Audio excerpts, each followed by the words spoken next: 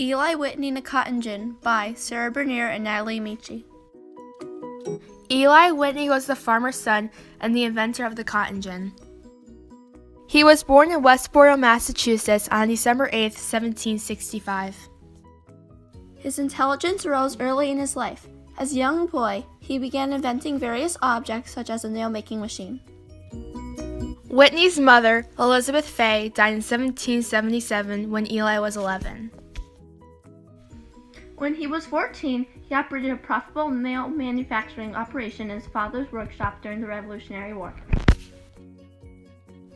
In 1785, Whitney decided that he wanted to attend Yale, and at the age of 23, he headed to Connecticut for education. He graduated from Yale in 1792. In 1792, Whitney was desperate for money, so he went to Savannah, Georgia for a tutoring job. In the later years, he discovered a major problem. Plantation owners had to clean their own cotton. It was difficult to get the cotton fibers, too. Within days, Whitney had managed to have a model of the gin. It eventually came out in 1793. This gin would produce 50 pounds of clean cotton a day, when a laborer could only clean 1 pound a day. Also, cotton production had increased from around 3,000 bales a year to about 73,000. The machine was a more efficient way of picking cotton. It was a revitalizing plantation system. The machine worked by extracting seeds from raw cotton fiber. The smaller gins could be cranked by hand. The larger gins could be powered by a horse. Whitney's hand-craned machine could remove the seeds from 50 pounds of cotton in a single day. The gin made the United States the dominant world supplier of cotton by the 1820s. Soon after he invented the cotton gin, patent law issues prevented him from significantly profiting him from his machine. The machine was copied by other organizations since the design was very simple. The copiers of the machine refused to pay fees because of copyright issues.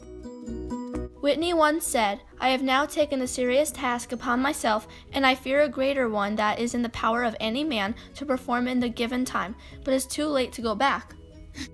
What Whitney meant was that the other organizations were copying his machine, but he needed to find a solution and move through it.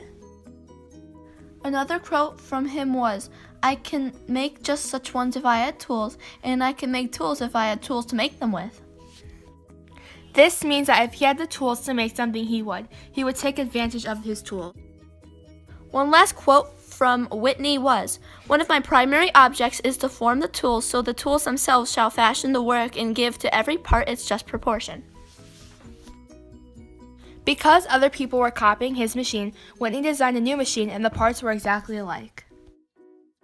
The cotton gin ended up preventing slavery in the United States.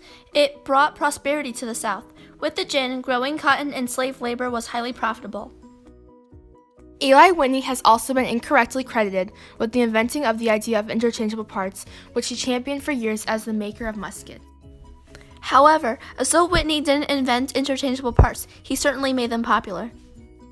When Eli Whitney invented muskets, a type of gun, the government said that the prices were too high and he should lower them. Though his invention didn't give him the money that he hoped for, it still gave him fame. His talent was well known across the nation. Afterwards, he kept receiving contracts from other people for a machine to be made. Later in Whitney's life, he married Henrietta Edwards and had 4 children, 3 daughters and a son. Their names were Elizabeth Fay Whitney, Frances Edwards Whitney, Susan Edwards Whitney, and Eli Whitney Jr. On January 8, 1825, Whitney died of cancer in New Haven, Connecticut, which was a month prior to his 59th birthday.